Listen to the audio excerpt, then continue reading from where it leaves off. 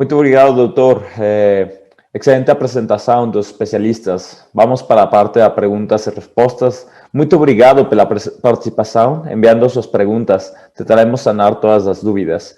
Doutores, temos hasta perguntas internacionais de Nova York e Luanda. Então, vamos lá, tá? Pido um pouquinho de desculpas, meu portunhol ainda está um pouquinho ruim. Então, vou tentar falar devagar, mas acho que vai dar certo. As perguntas, a primeira pergunta é para o doutor Igor, de uma menina cujo nome é Lilo, de São Paulo. Eu tenho 39 anos e não consigo engravidar. Todos os meus exames foram normais, inclusive meu antimuleriano, 2,96. Mas eu tenho uma endometriose ou ligamentos uterosacros. Vocês acham que é melhor eu fazer a cirurgia ou FIV? É uma pergunta muito comum aqui no México e acho muito interessante o que vocês vão falar. Então, vamos lá, doutor Igor, por favor. Desculpa, eu tive uma falha de internet aqui, eu não peguei. Ela tem quantos anos? 39 anos. O antimuleriano? De 2,96. E ela tem dor? Não fala se tem dor, só fala que seus exames foram normais, mas tem endometriose nos ligamentos uterosacros. O que vocês acham? Eu acho até que o Alexandre poderia responder melhor essa pergunta, estava no final lá da apresentação dele, né, aquele fluxograma. É importante sempre lembrar as mulheres que essa decisão de operar ou não operar versus FIV, eu sempre falo isso no consultório, isso é um capítulo dentro do tema da endometriose, né, e tem várias coisas a considerar. Uma das principais que a gente tem que levar em consideração no seu caso são os 39 anos, né, em que a chance de fertilidade espontânea já é razoavelmente baixa, e a presença ou não de dor. Isso é uma das coisas que mais, né, como estava naquele fluxograma que foi mostrado, que mais faz diferença para essa decisão. Sem dúvida, operar endometriose melhoraria a chance de gravidez espontânea. O antimuleriano, né, que a reserva ovariana é até razoável, mas já tem os 39 anos, e sempre reforçando também que a gente tem que considerar o contexto da mulher, o acesso, ela tem acesso à cirurgia, né, se tem cobertura, considerar custo, mas tudo isso tem que entrar numa decisão. Não sei se o Alexandre ou o Luiz querem comentar também. Perfeito. Eu acho que, assim, todas as perguntas que chegarem em relação a isso, meu caso é assim, assim, assim. Será que eu opero ou será que eu faço FIV? Eu acho que aqui a gente vai ter bastante dificuldade de responder essas perguntas, porque, como eu falei no final da aula, essa é uma decisão compartilhada, é uma decisão que a gente tem que entender muitos detalhes do caso. Então, eu sei que é impossível você passar todos os detalhes do caso e é impossível a gente entender todos os detalhes do seu caso. Agora, quando a gente tem uma paciente com mais de 35 anos, eventualmente já tem mais de 2, 3 anos de infertilidade, mesmo que não houvesse o diagnóstico de endometriose, a chance de gravidez natural vai ser muito difícil. Então, eu não sei o quanto fazer a cirurgia vai trazer de benefício. Diferente se a gente estivesse falando de uma paciente de 30 anos, que estivesse há 1 ano tentando engravidar e você encontra uma endometriose. Uma paciente de 39 anos, e eu não sei se ela colocou quanto tempo de infertilidade, mas muitas vezes já é um tempo de 2 anos, 3 anos. Mesmo que fosse uma infertilidade sem causa aparente, que fosse uma alteração leve no sêmen, se fosse um ovário policístico, independente da causa da infertilidade, seria muito difícil uma gestação natural. Nessa idade, provavelmente a gente trabalharia com uma chance de gravidez por mês, algo em torno de 3% a 1%, talvez até menos. Então, eu não sei o quanto fazer a cirurgia realmente vai ajudar essa paciente a conseguir a gravidez. Então, nesses casos, uma boa parte das situações, a gente vai para a fertilização in vitro. Você concorda, Luiz? De acordo, sim. Acho que é o melhor caminho, né, nesse caso. Ela não tem dor, 39 anos, e está na hora de ter um bebê em casa. Então, o caminho mais curto acaba sendo a fertilização in vitro. Excelente resposta, professor. Excelente resposta. Doutores, vamos à seguinte pergunta. Desta a menina Mariana Aguiar, do Fortaleza. O doutor falou que a cromotubagem não testa a função da tuba. Como saber se a tuba tem função preservada? Essa pergunta é para Luiz Fernando da Olvera. Por favor, doutor. Tá, joia. Bom dia, Mariana. Bem-vinda aí ao evento. Na verdade, a gente consegue, através da cromotubagem, perceber se a tuba está pérvia ou não, ou seja, se quando a gente infunde aquele líquido, ele chega até a pelve. Só que lá dentro da tuba, nós temos cílios que tem que trabalhar, e a gente não tem nenhum exame, ou seja, a medicina não conseguiu desenvolver nenhum exame que consiga avaliar a funcionalidade da tuba. Então, dentro da nossa prática diária, nós temos alguns limites, e esse é um dos limites. Então, a avaliação da permeabilidade tubária é mais anatômica e não funcional. E isso é a informação que a gente tem, é com isso que a gente tem que lidar para tomar nossas decisões.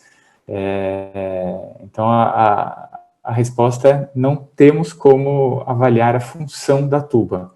A gente só avalia a função da tuba se a paciente atinge uma gravidez, porque daí a gente sabe que aquela tuba funcionou, uma gravidez natural. Caso contrário, a gente fica sem essa resposta. Tá, perfeito, doutor. Agora vamos com a pergunta da Fernanda, da Rio de Janeiro, para o doutor Alexandre. Doutor Alexandre, a punção ovariana é feita com anestesia? Dói? Eu posso trabalhar no mesmo dia? A punção do ovário, sim, ela é feita com anestesia, tipo uma sedação, quase como se fosse uma endoscopia, porque a gente vai colocar uma agulha dentro do ovário e isso daria uma dor importante. Nós não recomendamos que no dia da punção a paciente trabalhe. Esse é um dia que eu sempre brinco com as pacientes, que é o dia do Netflix. Ficar em casa, quietinha. Por que é isso? Da mesma forma que quando você pica a pele, por exemplo, e sai uma gotinha de sangue, e aí se você fica paradinho, vai formar uma casquinha, e essa casquinha vai fazer a coagulação, a mesma coisa eu quero que aconteça no ovário. Se a paciente não faz esse repouso, ou tem relação sexual, uma vez eu já vi uma história de uma paciente que andou a cavalo no dia da coleta dos óvulos. Então, assim, tem algumas atividades que podem aumentar essa pressão abdominal, esse sangramento pode não parar. E aí começar um sangramento super importante, e a gente precisa até fazer uma cirurgia para parar esse sangramento. Essa é uma situação que não é comum, é rara. A gente está falando aqui em 0,08% das vezes. Mas é claro que nós tentamos fazer de tudo para que não aconteça. E o repouso no dia da punção talvez seja a coisa mais importante. Perfeito, doutor. Agora vamos com a pergunta da Mariana, da Fortaleza.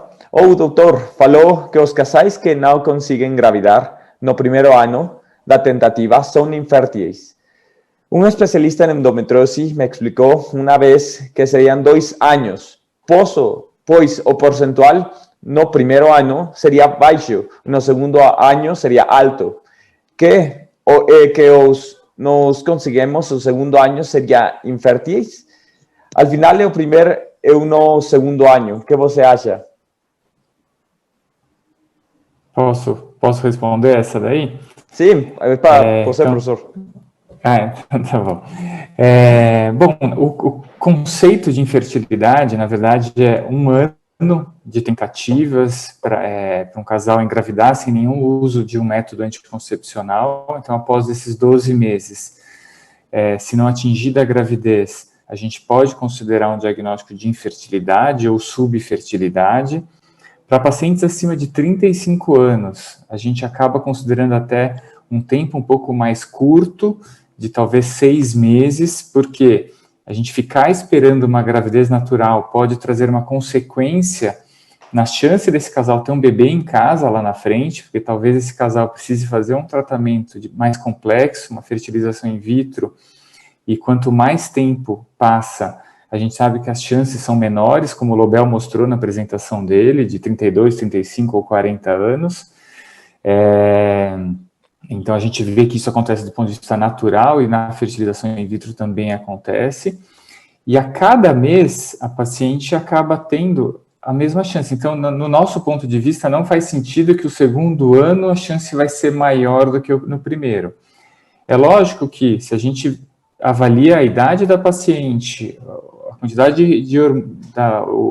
o resultado do hormônio antimileriano, a reserva ovariana dela, a gente pode dar 1 ano, 2 anos para esse casal tentar engravidar naturalmente? Muitas vezes isso não é errado, principalmente se ela tem menos do que 30, eventualmente menos do que 35 anos.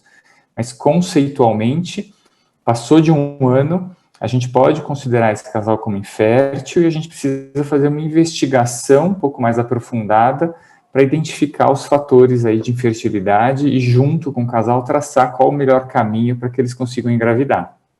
Perfeito, doutor. Muito obrigado. Agora vamos com o doutor Igor, a paciente de nome Lilo, do São Paulo. Primeiramente, gostaria de agradecer pelo evento. Segundo dia de evento foi muito bom. Eu adoro o doutor Igor. Ele sempre fala muito bem sobre a gestação. Doutor Igor, eu vi que você disse que a gravidez e lactação não curam a endometriose, mas uma mulher que tem várias gestações, elas estariam mais protegidas? Por favor, doutor. Olha, o que a gente sempre afirma é que o tratamento clínico da endometriose, ele controla a doença, não controla os sintomas, não cura, não remove a endometriose. E a gravidez é muito parecido com o que seria uma mulher que está em uso de anticoncepcional. Então, talvez estaria mais protegida no sentido de que equivaleria a ela estar tratando com contraceptivos e evitando, de certa forma, a progressão da doença. A gente sabe que em mulheres que bloqueiam as menstruações, não 100% das vezes, mas para a maioria das mulheres, a doença pelo menos fica estagnada e muitas observam uma melhora da dor. Então, a sua pergunta, talvez sim, ela esteja um pouco mais protegida pelo fato de ter menstruado menos. Concluindo, assim, a mulher que menstrua menos ao longo da vida tende a ter menos progressão da endometriose. Perfeito, muito obrigado, doutor. Agora vamos com o doutor Alexandre. Uma pergunta internacional de Nova York. A paciente nome Claire.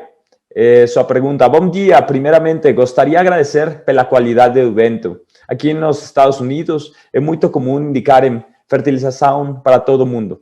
Eles nunca falam sobre o possível uso da cirurgia para desenvolver a fertilidade. O professor, se você quer falar. A gente brinca que se você for num congresso de cirurgiões, qualquer caso de infertilidade, eles vão falar que tem que operar. E se você for num congresso de especialistas em reprodução humana, qualquer caso, eles vão falar que tem que fazer a fertilização in vitro. E eu acho que aqui a gente trouxe que as duas opções são possíveis. E não necessariamente um está errado e o outro está certo. Esse é um tema bastante controverso. Os estudos científicos são muito difíceis de serem realizados. É difícil você pegar uma paciente e na ciência, na ciência médica, o melhor estudo científico possível é você pegar um grupo de pacientes e sortear. Um grupo você faz uma abordagem, outro grupo você faz a outra abordagem. Só que é muito difícil você convencer uma paciente, até do ponto de vista ético, a falar, então eu vou sortear. Parte de vocês vai fazer a cirurgia, parte de vocês vai para a fertilização in vitro. E essa dificuldade, que é uma característica bem própria de pacientes com endometriose e infertilidade, acabam dificultando muito o nosso raciocínio. Então, isso vai ter muito a ver com a experiência de cada profissional, a experiência de cada centro, a visão, a habilidade. Tem médicos que não fazem a cirurgia e que não querem, às vezes, encaminhar um caso para outro colega. Tem pacientes que não fazem a fertilização in vitro e que não gostariam de mandar para um outro centro. Então, tem todos esses aspectos. Eu acho que talvez a mensagem final que sai aqui da nossa apresentação, dessa nossa discussão, é que os dois caminhos são possíveis. A gente tem que entender que cada caminho vai ter um benefício, vai ter um risco, vai ter um custo, vai ter quando você decide um caminho, você acaba abrindo mão, muitas vezes, do outro, e essa decisão tem que ser em conjunto. Então, eu acho que a cirurgia tem o seu papel, sim, mas existem situações, como a gente respondeu aqui nessa primeira pergunta, que a gente acha que não deveria operar, que deveria ir direto para a fertilização in vitro. Então, talvez os profissionais que você encontrou aí são profissionais que só focam na fertilização in vitro e acabam não tendo essa visão mais geral. Ótima resposta, doutor. Muito obrigado. Agora vamos com o doutor Luiz Fernando, da Mariana Aguilar, do Fortaleza. A pergunta fala: quando é indicado fazer o congelamento de óvulos pré-cirurgia, ainda que apenas um ovário está acometido e indicado? Ou eu me operei aos 31 anos, sem muitos sintomas, mas com um endometrioma de 5 a 6 centímetros no ovário esquerdo. Mas não me falarão que seria importante congelar. Então, assim, a preservação de fertilidade, que é essa história de congelar óvulos, congelar embriões antes de uma cirurgia, ela sempre tem que ser colocada em discussão. de novo, cabe a nós levantarmos prós e contras, realização desses procedimentos, porque eles têm um custo, eles têm um risco, eles aumentam um pouco a jornada da paciente, mas em todas as situações a paciente, acho que é importante a gente falar que isso existe, né? O que é muito bem estabelecido na medicina é que quando a gente opera os ovários, ou seja, quando tem endometrioma unilateral, como no caso dela, a gente vai operar aquele ovário, com certeza o ovário do outro lado não será abordado, né? Não, isso a gente acredita que não, mas muitas vezes durante a cirurgia a gente identifica aderências e algum tipo de abordagem naquele ovário ainda do outro lado não acometido, pode ser que seja feita, mas assim, a gente sabe que o antimileriano após a cirurgia, mesmo que unilateral, ele vai diminuir. Bilateral, diminui ainda mais, tá? Então, nas duas situações, a gente precisa, sim, discutir sobre fazer ou não congelamento de óvulos ou de embriões. Essa é a nossa sugestão. Se a gente vai fazer ou não, é uma decisão em conjunto. Se a paciente tem um antimileriano muito alto e a gente vai abordar só um dos ovários, a gente pode até optar em não fazê-lo, né, em não preservar a fertilidade. Mas acho que isso é uma decisão em conjunto. Então, basicamente é isso. Alguns trabalhos mostraram que uma cirurgia de endometriose profunda, mesmo que não opere os ovários, diminui o antimileriano. Outros trabalhos mostraram que não tem diferença. Então, assim, a medicina também tem uma certa dificuldade em nos dar informações com 100% de precisão.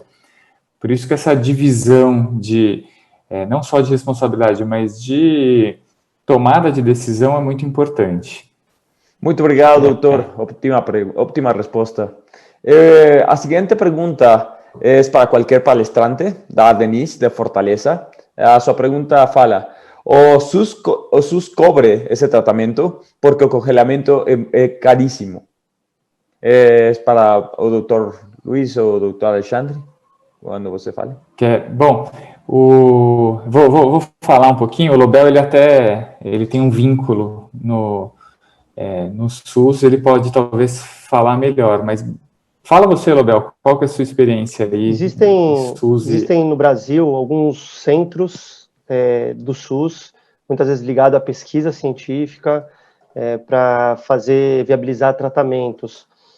Hoje, que eu conheço, só tem um centro que faz congelamento de óvulos pelo SUS, mas é ligado para pacientes oncológicas, pacientes que têm câncer, por exemplo, câncer de mama, vão fazer uma quimioterapia. Realmente é um tratamento caro, a gente acaba utilizando medicações que são muito caras, insumos de laboratório que são muito caros, tem muitos profissionais envolvidos num tratamento de fertilização e num congelamento de óvulos, e isso acaba encarecendo o tratamento.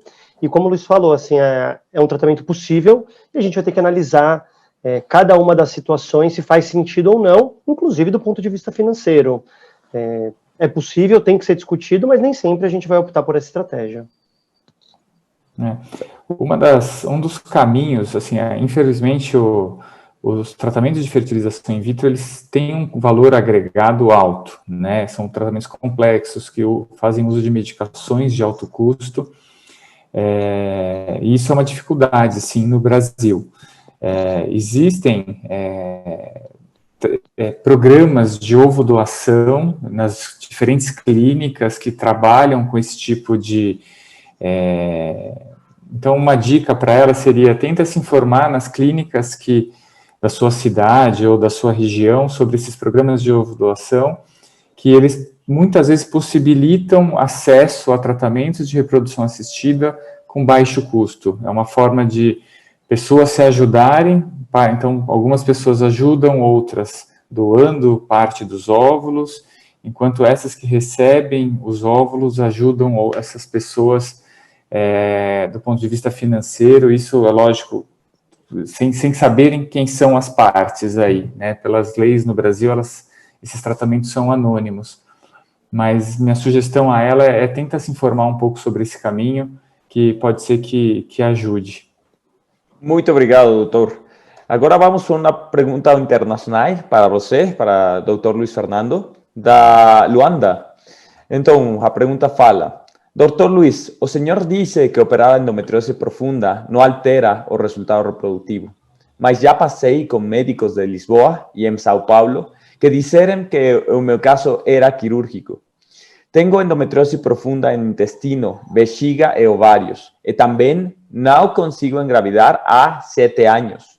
Eu tenho 38 anos. Tá certo. Bom, como o Lobel falou super bem na apresentação dele, é uma decisão que tem que ser compartilhada, tem que avaliar as situações, mas basicamente, se você tem dor, né, e uma endometriose profunda com cistos nos ovários, existe sim indicação cirúrgica para melhora da sua qualidade de vida.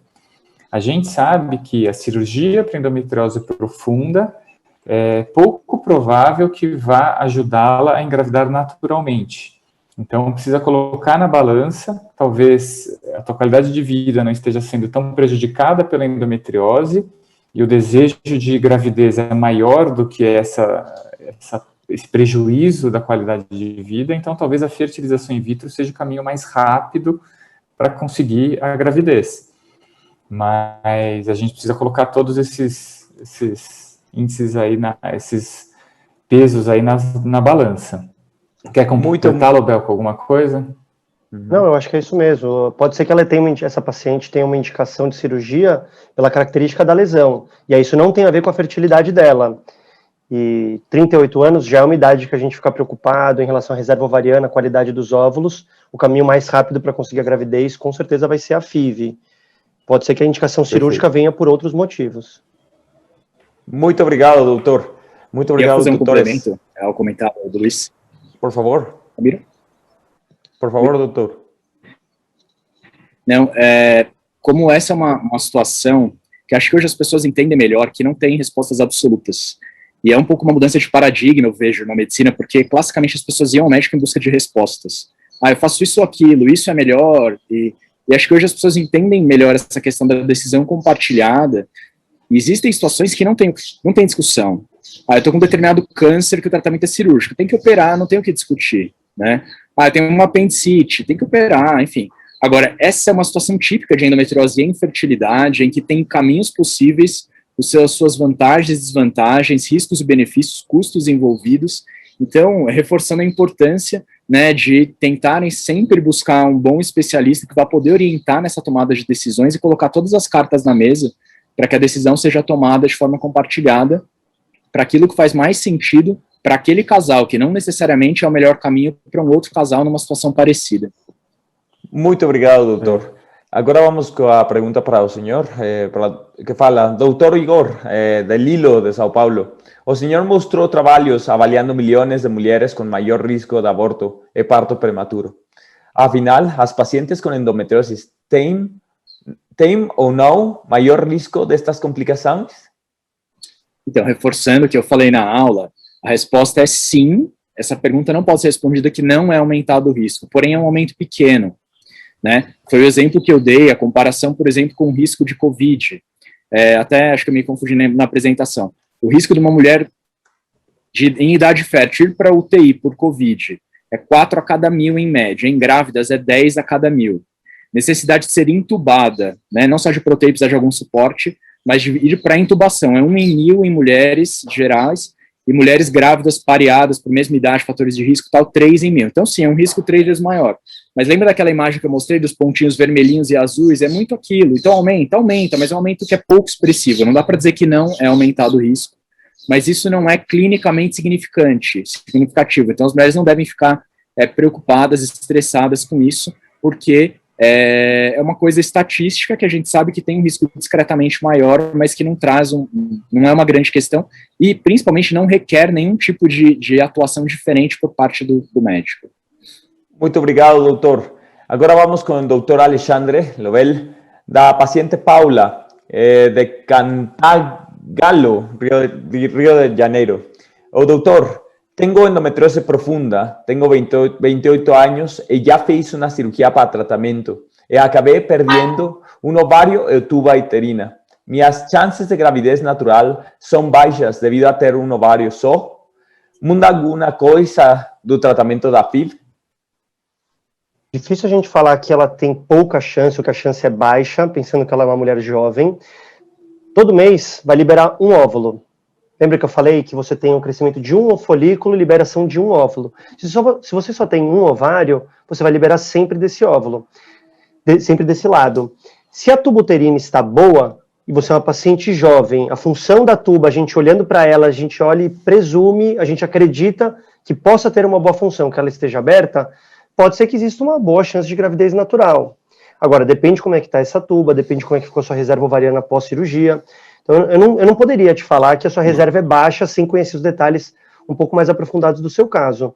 Na fertilização in vitro, a gente sabe que mulheres que perderam o ovário têm um pouco menos de óvulos, mas não é metade. Parece que o ovário entende que diminuiu muito drasticamente a reserva ovariana de uma hora para outra, e ele faz um esforço maior para ter mais óvulos naquele momento. Então, a gente tem menos óvulos na fertilização in vitro, mas não é metade, como muita gente imaginaria. Muito obrigado, doutor. Agora, a seguinte pergunta é para qualquer palestrante. É da Tayeda, de Itabirito. Ter tomado anticoncepcional desde os 13 anos de idade em razão de endometriose vai dificultar a gravidez futuramente? Vou responder, então, já que ninguém se habilitou. O uso de anticoncepcional por longo prazo não prejudica a fertilidade, isso é um mito. Usar anticoncepcional não vai prejudicar a sua fertilidade. Agora, pode ser que por conta da endometriose você tenha mais dificuldade. Pode ser que como você ficou muito tempo com anticoncepcional, você não sabe como é que é seu ciclo. Seu ciclo pode ser irregular, e isso vai ser um fator de dificuldade.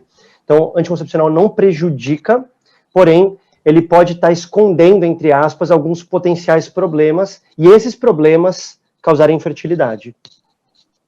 Perfeito, doutor. Muito obrigado. Agora a gente vai para... Só complementando... por favor. Desculpa, doutor. Ramiro. É isso mesmo, eu concordo 100% com o Lobel. Isso não é um motivo para as pessoas pararem de usar anticoncepcional, porque o anticoncepcional esteja mascarando alguma coisa. Ele tem a sua função, né? E ele tem vários benefícios, como a própria anticoncepção, diminuição de cólicas, etc. Mas que ele pode mascarar alguma situação, sim, de infertilidade, ou irregularidade menstrual, ou cólicas menstruais, isso pode acontecer mesmo. Mas é isso aí, desculpa a interrupção, Ramiro. Não, não tem problema. Muito obrigado a todos vocês. A gente vai terminar de responder todas as dúvidas no Instagram e cedo a palavra com a Dr. Patrick. Muito obrigado.